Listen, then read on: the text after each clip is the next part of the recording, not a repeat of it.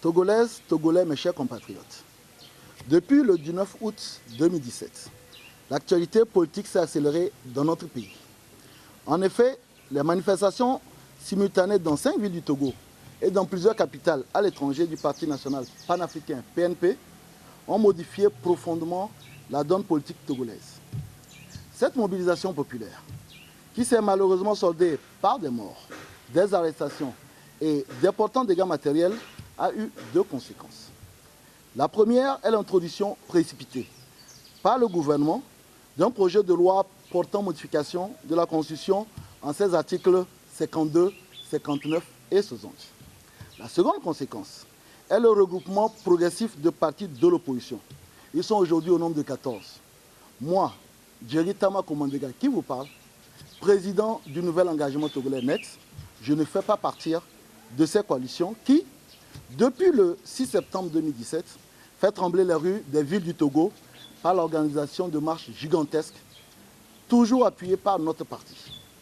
C'est d'ailleurs parce que je ne fais pas partie de cette coalition de l'opposition que je me permets de prendre la parole aujourd'hui. Si je me trompe dans mes propos, l'effet sur la mobilisation populaire ne sera que marginal. La coalition se suffit à elle-même pour mobiliser. Depuis le 19 août donc, beaucoup de choses sont passées. Comme je le disais, le 6 septembre, le gouvernement a adopté un projet de loi de modification constitutionnelle. Les 6 et 7, l'opposition a mobilisé des centaines de milliers de personnes à travers tout le pays. Le 15 septembre, les députés sont retrouvés à l'Assemblée nationale pour étudier le texte du gouvernement et nous pouvons trouver des compromis. Ceux de l'opposition ont quitté la salle. Il faut savoir que les revendications de l'opposition portent essentiellement sur 3 points. Premier point, les réformes constitutionnelles et institutionnelles. Deuxième point, le vote des Togolais de la diaspora. Et troisième point, la libération des personnes interpellées lors des manifestations du 19 et 20 août dernier. Les 47 amendements de l'opposition ayant été rejetés, les députés de l'opposition ont quitté la salle. Et le 19 septembre, seuls les députés du Parti UNIR se sont retrouvés à l'Assemblée nationale pour voter le projet de loi. Ils étaient 62, soit plus des 2 tiers des députés de l'Assemblée nationale, ce qui permet donc actuellement à ce texte d'être soumis au référendum, en vertu de l'article 144 de notre Constitution. Pendant ce temps, à l'appel des partis de l'opposition, des milliers de personnes partaient le pavé, respectivement les 20 et 21 septembre, et ensuite les 4 et 5 octobre 2017 sur l'ensemble du territoire. C'est en réalité à cause de ce référendum qui se précise et dont la communauté internationale semble donner un blanc-seing que je prends la parole aujourd'hui. Ce référendum, nous devons l'éviter à tout prix. D'abord parce que les dizaines de milliards que ce référendum va occasionner comme dépenses, nous pourrons l'utiliser à d'autres fins. Cet argent, qu'on le prenne donc pour restaurer et construire des hôpitaux. Aujourd'hui, dans notre pays, nos hôpitaux sont des miroirs. Qu'on l'utilise pour acheter des ambulances, pour secourir nos blessés sur les accidents qui se passent aujourd'hui quasi quotidiennement sur nos routes. Qu'on l'utilise pour construire des écoles, pour faire des forages, pour mettre de l'électricité dans les villages. Il y a tant à faire dans notre pays. Mais pour éviter le référendum, il faut que les Togolais puissent se parler. Nous sommes fils et filles d'un même pays. Voilà pourquoi j'en appelle premièrement au chef de l'État. Monsieur le Président, avec tout ce qui se passe dans ce pays, vous devez parler à votre peuple. Il faut nous parler, il faut nous rassurer, il faut nous calmer, il faut nous montrer la voie. Vous devez vous mettre au-dessus des partis politiques et trouver une issue favorable à la crise actuelle. Et pour nous, honnêtes, la seule façon de sortir de cette situation est le retour du projet de loi constitutionnelle à l'Assemblée nationale. Allons donc. Oublions les équilibres et les rapports de force à l'Assemblée nationale et pensons au bien-être de nos populations et de notre pays. Et la paix, et la concorde nationale, et l'émergence de notre pays exigent que ce texte retourne à l'Assemblée pour une seconde lecture. Je vous en conjure, Monsieur le Président. Le référendum, bien que justement, juridiquement justifié, ne résoudra pas la division qui est aujourd'hui très marquée entre les Togolais. Ce référendum va plutôt amplifier la crise. Mais je ne saurais m'adresser au chef de l'État sans me tourner vers celui qui détient la seconde clé pour résoudre la crise de notre pays. Et comme l'a déjà fait quelqu'un avant moi, je lui dirai, grand frère Jean-Pierre, en acceptant la main tendue de Tipi et en rassemblant toute l'opposition autour de ta personne, tu as fait montre d'une grandeur d'esprit qui est tout à ton honneur. Par cette action, tu as réussi à mobiliser tous les Togolais de tous les horizons autour des revendications simples et nécessaires au mieux vivre des Togolais.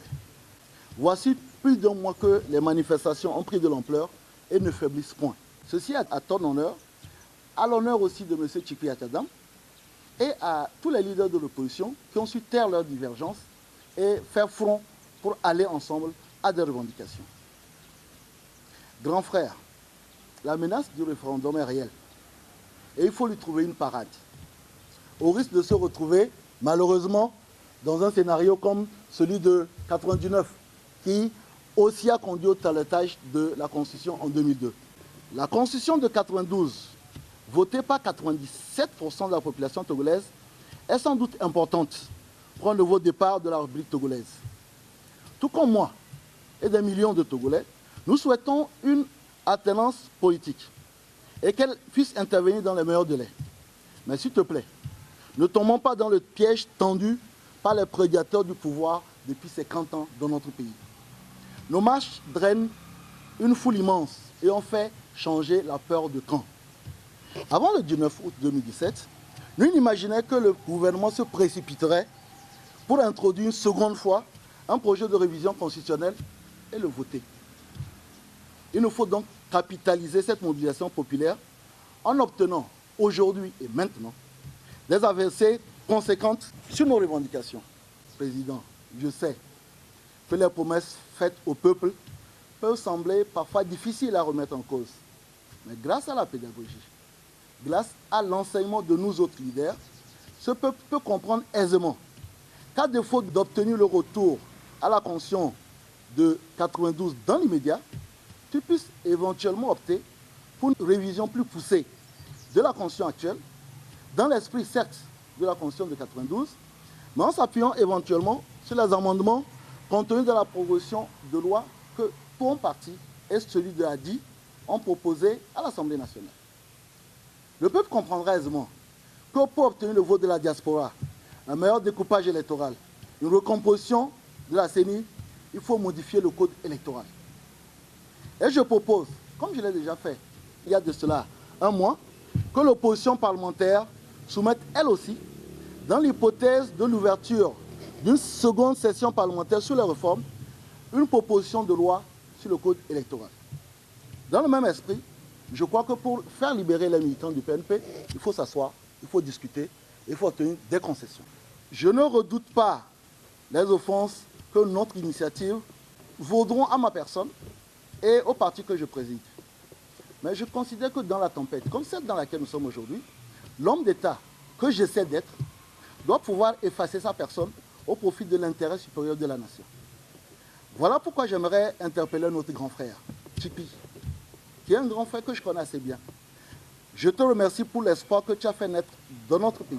Je ne sais pas si le président Faure écoutera les appels qui lui sont adressés et ramènera ce texte à l'Assemblée nationale. Mais si jamais ceci arrivait, je souhaiterais que tu encourages les parlementaires de l'opposition à saisir cette main tendue et obtenir des avancées importantes pour notre pays.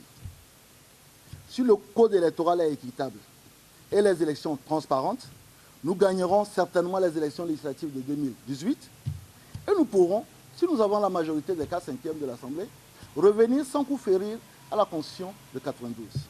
Voilà le cri d'alarme que j'ai décidé d'adresser au peuple togolais ce matin. N'allons pas au référendum. Non, n'allons pas au référendum. Faisons plutôt des révisions constitutionnelles et institutionnelles à l'Assemblée pour obtenir de vraies élections au Togo. La paix sociale et le développement de notre pays sont à ce prix. Si parmi vous qui m'écoutez, que ce soit des diplomates, que ce soit des religieuses, que ce soit des acteurs de la société civile, ou que ce soit des personnes ressources tout simplement, certains parmi vous ont des liens privilégiés avec M. Faure Gnassingbé, avec M. Jean-Pierre Fabre, avec M. Tchipi Atchadam. Je vous en prie, parlez avec eux et faites en sorte que nous sortions rapidement de cette crise. Togolais, bien, bâtissons la cité. Je vous remercie. C'était Jerry Tama.